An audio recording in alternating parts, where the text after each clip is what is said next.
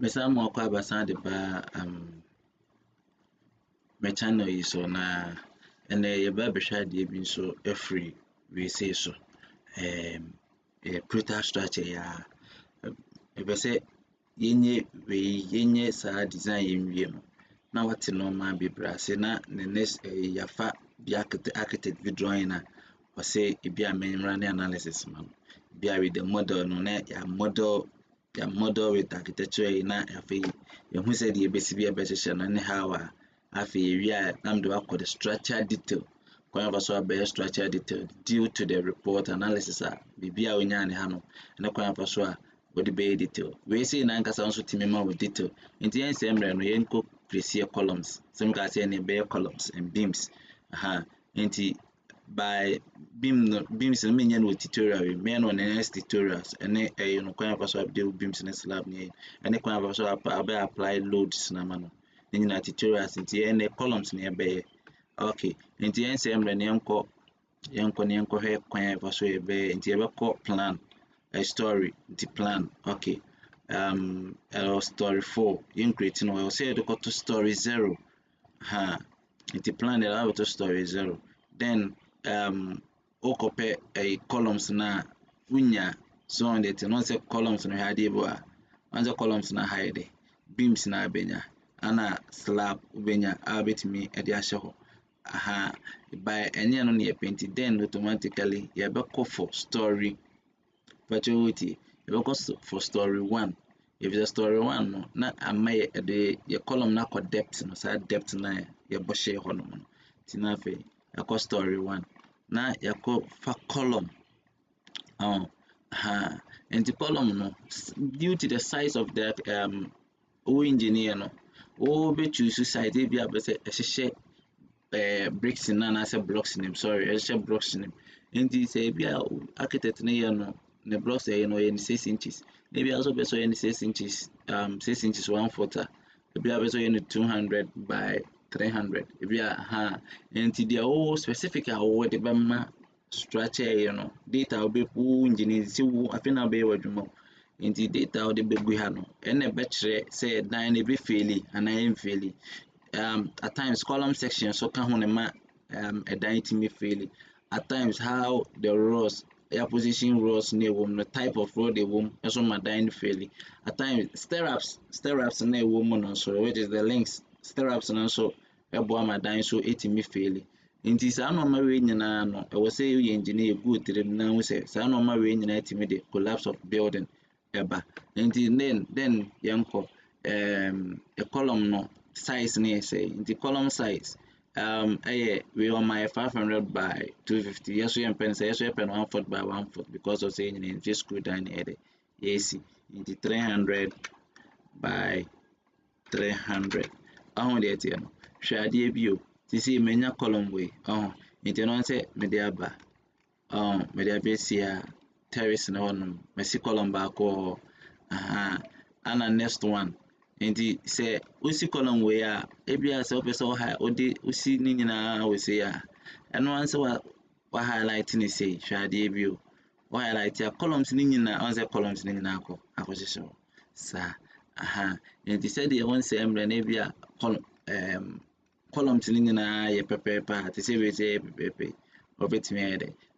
ana bia ni nyina so the center of the grader to say we say the center of the grade it so betimi ede ni nyina to say we say na ma prison ni nyina nti we na ma ye nti bia na columns we say no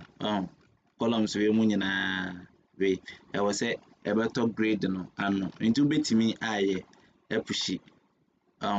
ama na akọ nti with the help of arrow keys bi na wo keyboard no so we had once they moving no na click so back once they move ko san had biem we no once they moving no nti me ensa once they moving no enan once they moving no enum once they moving no insia afi on the column na better grade line and afi ukwa enko biem so on yet no nti say obese quarter center mawa eyewo ana de quarter center so on yet no nti yɛnsan moving brafo ti depende obese bi yɛnsan shifting ko say nso a san ha de columns na ma select ni nyinaa be shift akɔ san me san mia on the left side of the arrow keys. So okay, baako, mmienu, mmiɛnsa, ɛnan, enum, nsia. Aha, so how they tell no. Nti sa nti sisi mpɛ sɛ ɛkɔhyɛ center nti mepɛ no sɛ de na first tell but just asɛm de kyerɛ wadeɛ bi sɛ wobɛtumi ayi so hɔ no sɛ bi apɛ sɛ ɛfite wall no like ɛne wall no yɛ align a bi architect no wall no wɔbɛto no wɔn sɛ architect no deal with walls nti wall no deal with columns and beams. So that I say who engineer who deal with columns and beams nti wall no ebi apɛ sɛ wo beam wo column no ɛne architect no wall no ɛsa so there then you go by this control of oh sorry say me de bro for obe control obe use control key arrow key no nti saa mo na be no saa ha aha nti eba na afei asan kan aba pese mo no ɛyɛ ne asan kan nti hwɛ deɛ 1 2 3 4 5 6 ɛbɛkɔ saa 6 times na afei ɛhu sɛ abɛtɔ center rɛ ha deɛ mo akɔtɔ center ha deɛ yɛsan pɛ sɛ yɛsan ba center sɛdeɛ kan kɔɛ no saa na wɔsɛ yɛsan kan ba nti yɛbɛsan mia fofom 1 2 3 4 5 6 so ho nti hwɛ adeɛ yɛbɛwie na wei nyinaa apushi abɛtɔ center kama mo abɛtɔ center nti say ana columns no nti mo pa me nkɔnkɔhwɛ yɛ 3D form afei wa ho yeah nti sɛdeɛ me ne wo kan so obe click ase sɛ yɛ run test na sɛ efieli a ɛbɛsɔ color bi te sese nti yɛ run test sɛ yɛnya nyɛ model no nwie nti hwɛ adeɛ wei deɛ de ama yɛ ɛwɔ ha mo nti mɛsrɛ sɛ sɛ na wate aseɛ no wate kwan fa so be place columns no